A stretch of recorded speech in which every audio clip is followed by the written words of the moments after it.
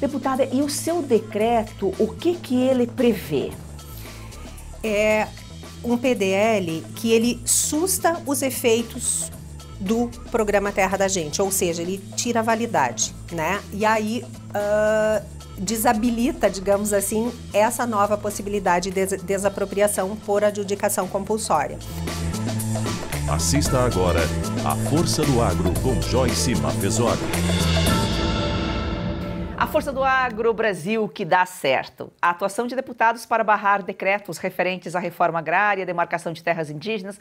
Vamos ver como está esse trabalho lá na Câmara Federal. Daniela Rainer, deputada federal por Santa Catarina. É um prazer recebê-la, deputada.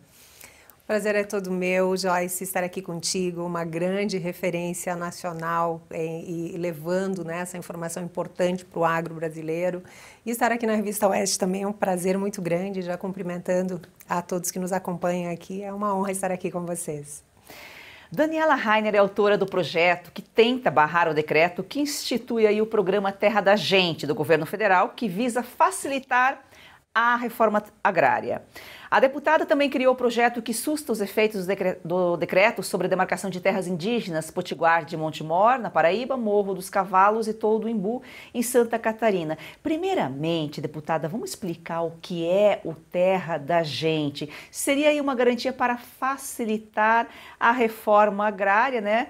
Num país onde há terras, mas o governo não dá títulos. Exatamente. A gente vive uma série de equívocos no Brasil, né? Vamos utilizar essa palavra, né? O Brasil como um todo, a administração, o atual governo federal tem cometido uma série de equívocos que tem deixado o nosso país numa situação bastante complicada, seja na economia, em diversos outros setores, né? E o agro parece ser a maior vítima desses desmandos do governo federal. E o Terra da Gente, ele vem com essa ideia, né, eles dizem que o objetivo é facilitar, mas na verdade ele está infringindo a lei.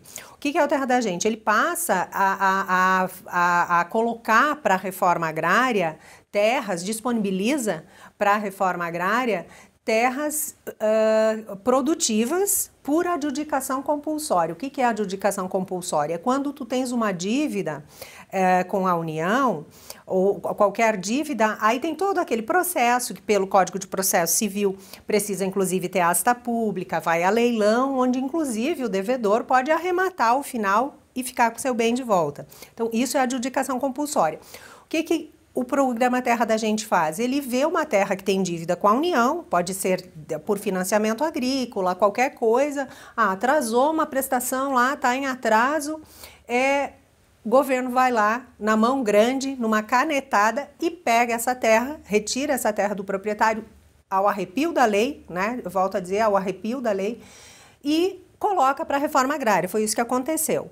E é totalmente ilegal e cria um precedente extremamente preocupante, porque se amanhã depois vão bater lá na nossa porta e dizer, olha, vem cá, tu tá com 2, 3 prestações do teu financiamento residencial atrasado, nós vamos tomar para distribuir para um outro tipo de reforma agrária, para os sem-teto, ou sei lá para quem. Então, é algo extremamente preocupante, a lei não permite que isso aconteça, né? E cria uma nova modalidade para a reforma agrária. E aí, aquilo que tu disseste muito bem, a gente vive num país onde a impressão que a gente tem que o governo fomenta esse tipo de ação, fomenta a invasão de terra, fomenta essa discordância social, né, e que é inclusive crime, né, invasão de terra é crime. A gente inclusive tem projetos de lei para agravar a pena. No meu projeto de lei, inclusive, tem uma qualificadora que chega até 8 anos de detenção, porque hoje a lei é muito branda e aí facilita esse tipo de ação. Mas a sensação que a gente tem é que o governo federal está fomentando e até parece que financiando. Às vezes a gente tem a sensação de que o MST e esses movimentos têm uma espécie de orçamento próprio, né? Ou, no mínimo, um fomento muito grande do atual governo federal. Então, a gente, além de defender essas terras que entraram no Terra da Gente, que a primeira, inclusive, é lá em Santa Catarina, no município de Sorteia, que é uma terra produtiva, uma terra que tem uma dívida de ex-proprietários, né, enfim, e retira, né, essas terras do proprietário sem o devido processo legal. Então, além disso, nos preocupa o precedente que isso gera, né, por abrir um espaço sem fim, né? A gente tira o último limite que ainda se tem de garantia da propriedade. E essa sanha, essa saga do governo federal de retirar a terra de quem tem, né, de não respeitar o direito à propriedade, de não respeitar quem trabalha e quem produz, é algo que nos preocupa demais e que está ostensivo para todo mundo ver, né? E é uma preocupação que tem que se estender para a população precisa estar atenta ao que está acontecendo, porque como nós já colocamos aqui, a gente sempre traz essa informação, a MST é uma organização criminosa, não é um movimento social, não é um movimento que realmente quer terra, porque quem quer terra acaba se tornando assentado, ele sai desse movimento, porque ele é usado como massa de manobra, ele é assentado e está guardando lá a regularização fundiária, está guardando o título e ele não consegue, porque esse realmente quer trabalhar. Agora, aqueles 3, 4 lá que lideram, que não tem CNPJ, não tem CPF, não tem ninguém identificando aí, é só algazarra, é só uma ramificação do governo federal e eles têm cargo no governo, eles têm orçamento do governo, eles viajam com o governo, e infelizmente, e é como você falou, daqui a pouco é um outro tipo vai ser o sem teto, vai chegar na cidade. É o comunismo, é o início do comunismo que pretende se instalar, mas a gente não pode deixar isso acontecer. Exatamente. E quando a gente fala, Joyce, da questão de simplesmente haver esse movimento criminoso, porque é crime, volto a dizer, pela legislação penal é crime, e a gente vai conseguir agravar a pena nessa situação. E abre o leque, não é só para a área rural, muitas pessoas pensam que é só para a área rural, não é. Isso e já está acontecendo na questão indígena, que a gente vai falar depois também, e tantas outras formas que eles encontram essas massas de manobra para dar continuidade a esse projeto dele, porque se eles tivessem realmente o desejo de torná-los produtores rurais, enfim, eles dariam título de terra. Hoje, pelo próprio INCRA, nós temos mais de 100 mil propriedades sem titulação de terra. E o governo do PT e o MST, eles sempre fomentam a invasão de terra, o conflito social, mas não titulam e não dão a possibilidade para se tornarem produtores, né? Ao contrário do que o governo Bolsonaro fez, que foi o governo que fez a regularização fundiária e que entregou mais de 40 mil títulos de terra. Então, foi o governo que se preocupou com o produtor rural. Essa pessoa se tornou, que estava lá produzindo, trabalhando na terra, que já é de assentado e que está trabalhando e produzindo, o governo Bolsonaro deu a titulação de terra. Isso facilita financiamento rural, crédito rural, faz com que ele realmente seja um produtor, né? Porque enquanto não tem a titulação de terra, não consegue investir, não consegue produzir, não consegue fazer nada. E a gente vê esse crescimento e uma total distorção por parte da sociedade que não consegue entender o que realmente acontece e a gravidade disso no sentido de aumentar cada vez mais esse leque e desrespeitando, né, o direito à propriedade, desrespeitando a propriedade, volto a dizer, não só na área rural, na área urbana também. E vai chegar o momento que vai bater na porta da gente e dizer, olha, você também faz parte do meu projeto, dá licença, porque o seu apartamento agora, a sua casa, a sua propriedade urbana também vai para... Ao ponto que as coisas estão caminhando, não vai demorar muito para isso acontecer. E a gente não pode deixar isso acontecer, ou seja, terra tem mais terra para destinar e para a reforma agrária do que é ocupado hoje por todo o agro brasileiro. Basta vontade política, né, seriedade para realmente dar o título para quem quer trabalhar. Deputada, e o seu decreto, o que ele prevê? Um PDL que ele susta os efeitos do programa Terra da Gente, ou seja, ele tira a validade, né? E aí desabilita, digamos assim, essa nova possibilidade de desapropriação por adjudicação compulsória, né? Que essa que eu acho que é a grande preocupação que a gente tem, né? Além de toda a preocupação com invasão de terra, direito à propriedade, enfim, mas criar um novo modelo jurídico ou legal, que na verdade é ilegal, de se fazer. Então estão criando, estão inovando, estão criando novas possibilidades de arrancar a terra do produtor e entregar para a reforma agrária. E é essa a grande preocupação que a gente tem, de criar um novo modelo, porque se isso passa a valer para todo mundo, né? E a gente não pode permitir que isso aconteça. Por isso, eu fiz esse PDL, né, o 205, para assustar os efeitos, para zerar, tirar a validade do decreto presidencial que criou o programa Terra da Gente. Ou seja, eles querem tirar a terra produtiva de quem produz para dar para quem não produz e provavelmente essa terra também vai ficar abandonada ali. E como que está, em que fase que está, como que está a tramitação na Câmara? A gente já aprovou na Comissão de Agricultura, agora está na CCJ, sob relatoria do deputado Nicolas Ferreira. Isso é muito bom, porque o Nicolas tem uma visibilidade muito grande, né? E ele mostra o que realmente está acontecendo, né? Isso foi muito bacana.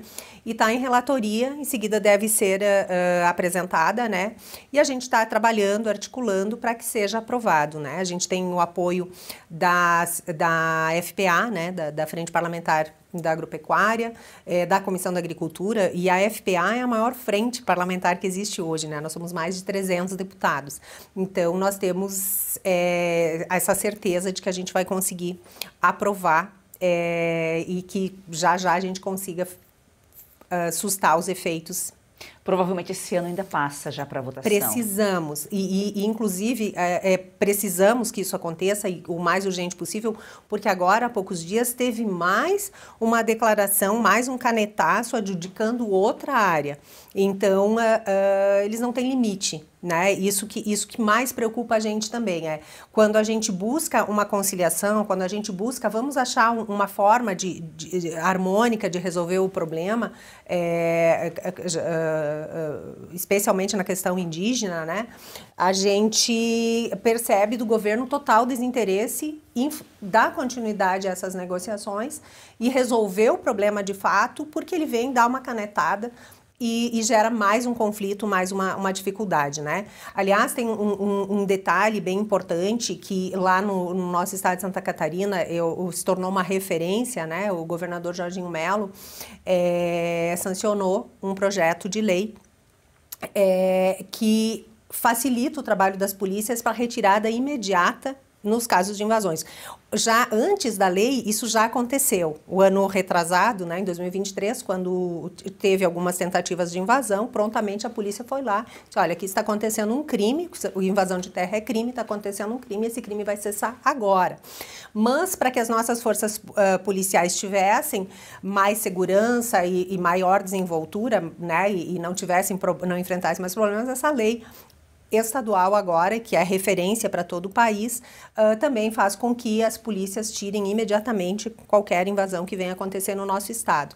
E o que a gente precisa é justamente isso, é segurança jurídica, segurança institucional e segurança do direito de propriedade, para que possam investir, para atrair novos investimentos e quando a gente fala, inclusive, de segurança alimentar, né? O mundo inteiro preocupado com a segurança alimentar e o Brasil, que é o celeiro do mundo, que é um grande produtor de alimentos, simplesmente sofrendo todo tipo de ameaça, todo tipo de fomento à invasão por parte do governo federal e com todas as dificuldades que o setor já enfrenta e já apresenta, a gente tem que suplantar todas essas dificuldades para garantir essa segurança alimentar que o mundo fala.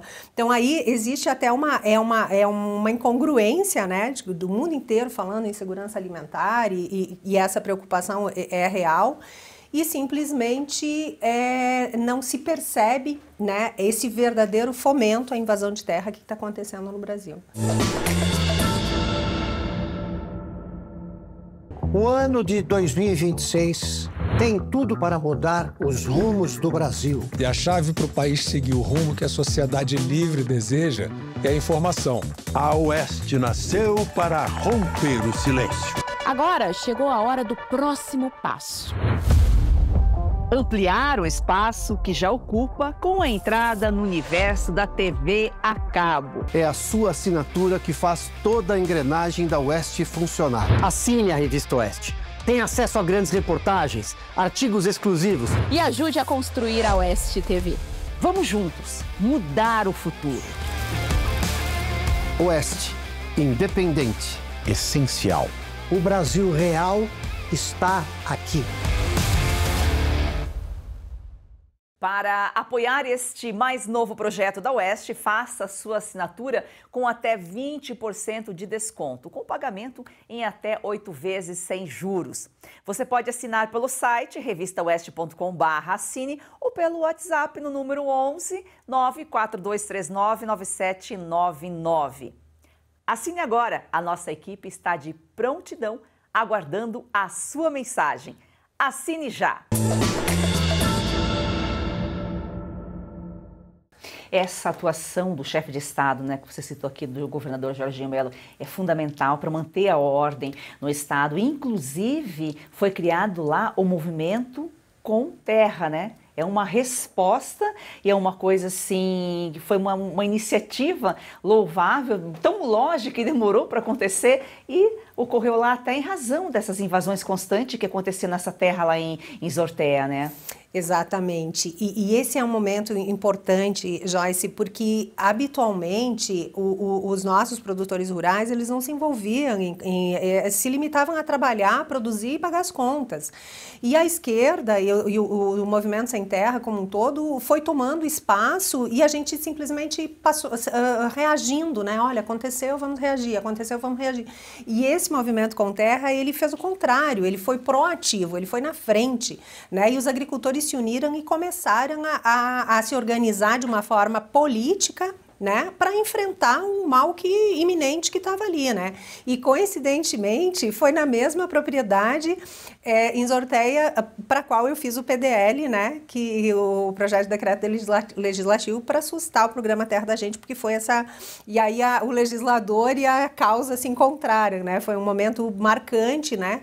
Porque a gente trabalhou nesse projeto, né, justamente por ter sido adjudicada essa terra, e com o intuito de desapropriação, e de repente nós estávamos lá na propriedade junto com esse movimento, né? Então foi algo realmente que eu acho que fechou com chave de ouro. E nós estamos falando de Santa Catarina, mas essa cena se repete. Família Betim no Espírito Santo, uma família que vem sofrendo aí injustamente, o INCRA querendo tirar a força, a terra daquela família. Tem muitos casos na Bahia, Pará, Mato Grosso do Sul, centenas de propriedades correndo risco aí de serem tiradas na mão grande, né? Como você colocou aqui, pelo governo. O seu projeto é federal, é abrangência nacional. É o tipo de projeto que é aprovado na Câmara, depois levar para o Senado? Qual que é o trâmite completo dele? São diversos projetos, né? Alguns eles são terminativos e outros precisam passar pelo Senado, alguns vão pelo Senado, alguns vão a plenário, mas nesse caso ele vai precisa do Senado também, precisa passar pelo Senado também. E a gente já colocou aqui sobre a segurança alimentar, porque o Brasil ele sofre muitas agressões, né, que vem lá de fora, de uma Europa principalmente, que distorce o agro brasileiro, justamente porque essa potência que o Brasil tem, essa competitividade é o que incomoda o setor lá fora, e às vezes não é nem agro, não é nem produtor que está incomodado, são outros que têm os interesses aí por trás, mas pior ainda quando o próprio brasileiro depõe contra o que a gente tem de melhor aqui, né? O Brasil é o país do agro, né? É o Brasil que dá certo, é o melhor, né? É o que movimenta a economia e é visto como vilão. A gente tem que mudar essa imagem do agro, né? Começando aqui pelo brasileiro. Exatamente. O agronegócio no Brasil é o mais sustentável do planeta. Não há no mundo alguém que produza da forma como a gente produz. E a gente produz com sustentabilidade, com qualidade, alimento seguro. E a maior prova disso é que os nossos produtos estão nos mercados mais competitivos do mundo. Isso já é a grande chancela da qualidade e do nosso produto e da saúde, né? Da sanidade do produto brasileiro. E, infelizmente, o que se prega, o que se fala, e inclusive o governo federal, que eu acho um absurdo gigantesco, ministros, o próprio presidente, quando sai do Brasil, fala mal do Brasil, falar mal do que se produz aqui. A função dele é fomentar, é desenvolver, é induzir o desenvolvimento do nosso país e do que a gente produz aqui, e não denegrir a imagem da nossa produção.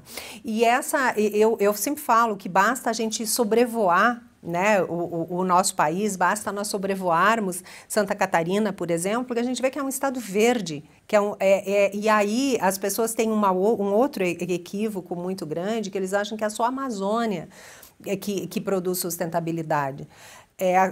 Qualquer plantação, qualquer cultivo que nós fizermos, batata, feijão, milho, arroz, também faz fotossíntese, também produz oxigênio, também faz o seu serviço ambiental, e nós não somos remunerados por isso, né? E muitas vezes, na maioria das vezes, o sequestro de carbono que essa produção faz é muito maior do que ela emite. E esses dados são muito mal interpretados e muito mal conduzidos, a ponto de criar uma imagem negativa de algo que é sustentável, volto a dizer, o negócio mais sustentável do planeta, né? Alimento seguro, de qualidade, está no mundo inteiro, né? Então, a gente precisa mudar essa imagem e a gente precisa começar a monetizar esse serviço ambiental que o nosso produtor rural faz, porque ele não é monetizado.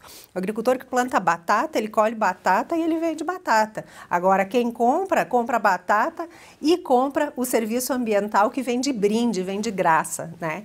E essa, infelizmente, é uma mentalidade que a gente precisa mudar, e com urgência, porque a gente acaba ficando refém de interesses, de ONGs, de alguém que simplesmente cobra do Brasil e do produtor nacional algo que não é dever só dele, né? E que não reconhece o trabalho que ele já faz.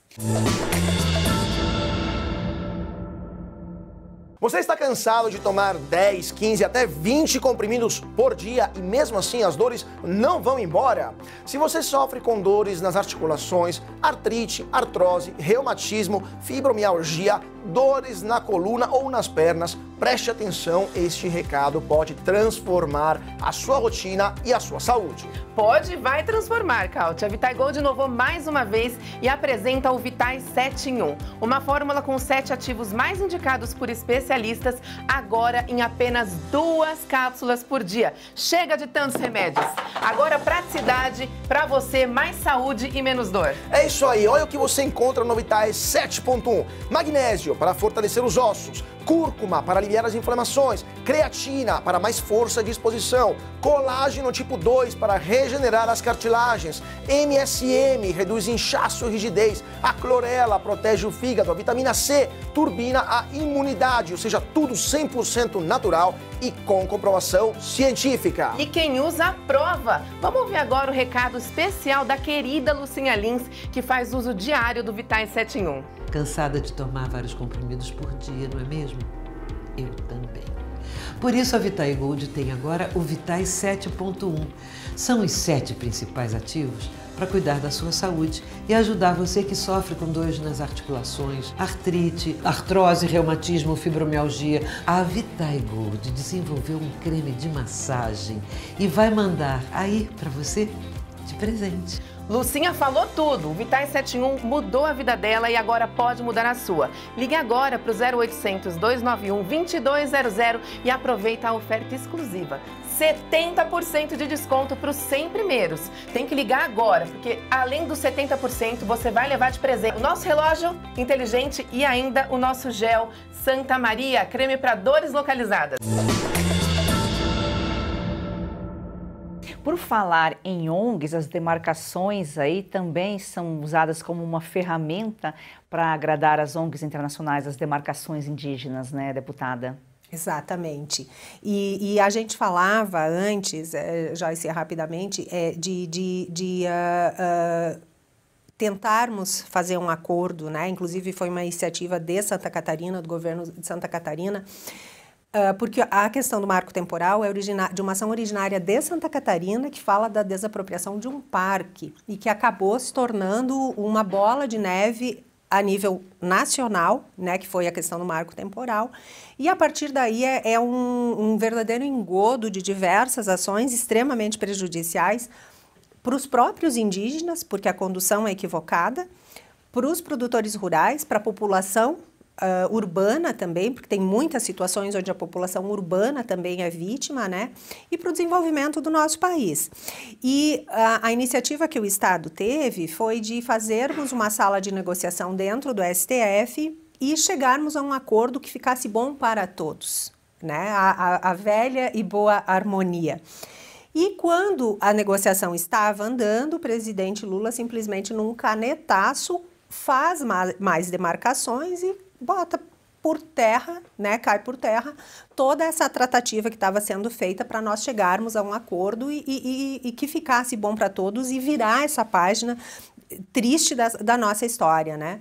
Então, o que nos resta fazer diante dessa situação? Quando o governo federal, que tem a caneta na mão, poderia fazer uma política adequada que contemplasse a todos e que acabasse com esses conflitos sociais, ele faz o contrário, ele fomenta mais ainda os conflitos sociais e aí a gente, enquanto legislativo, faz projetos de leis que são demorados, faz projetos e decretos legislativos que é para assustar os efeitos, que também são mais demorados, e foi o que eu fiz nesse momento, né? A partir das novas demarcações, eu fiz esse PDL buscando sustar também os efeitos, que inclui 2 áreas em Santa Catarina, que é o Morro dos Cavalos, e o Todo Imbu também em Abelardo Luz, e mais essa outra questão da Paraíba,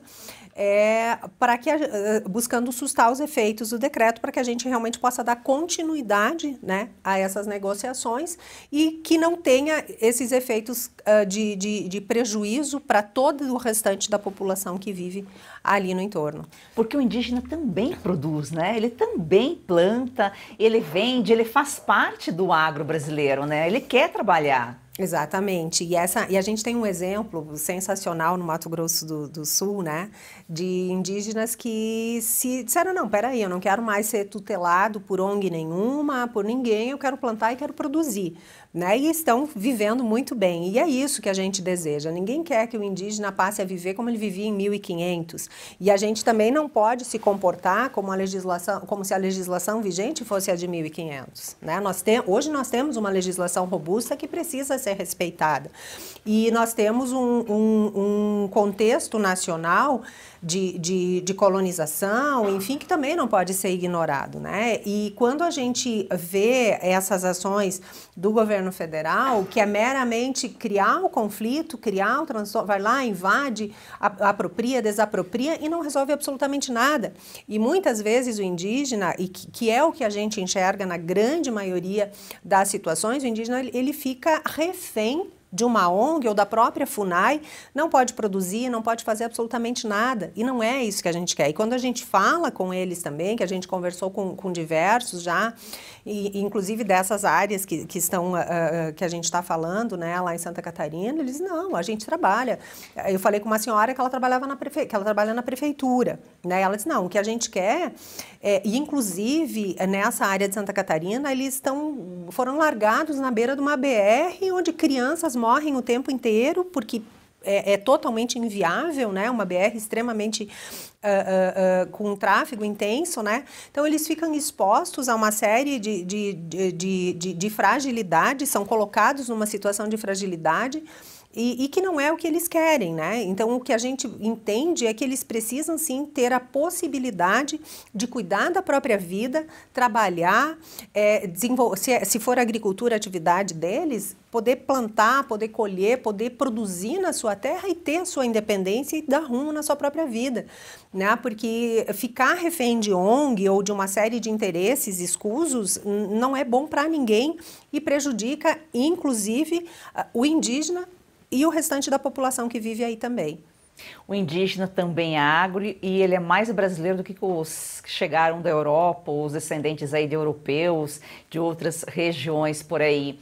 E precisam a independência deles. Deputada, foi um prazer recebê-la aqui. Tomara que esses projetos sejam aprovados logo mais aí. Vamos ficar de olho para que dê tudo certo, para quando chegar no Senado também seja aprovado. Com certeza, a gente está trabalhando por isso e que o mais breve possível a gente consiga aprovar, dado a urgência de tudo que está acontecendo, né? E eu te agradeço muito a oportunidade, é um prazer estar aqui com vocês, eu agradeço muito e estamos sempre à disposição. E as portas aqui também estão abertas, o canal de comunicação com a população, a gente aqui sempre levando informação, conhecimento para o brasileiro saber o que está acontecendo em Brasília, o que está acontecendo no nosso país. Siga o nosso perfil no Instagram e vamos fazer do agro ser campeão brasileiro uma paixão nacional.